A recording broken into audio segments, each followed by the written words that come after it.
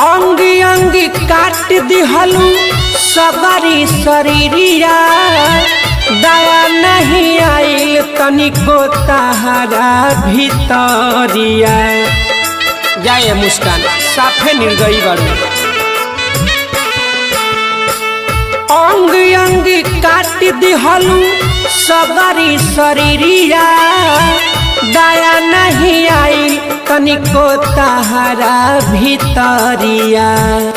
कहता रे पंकज पुरी,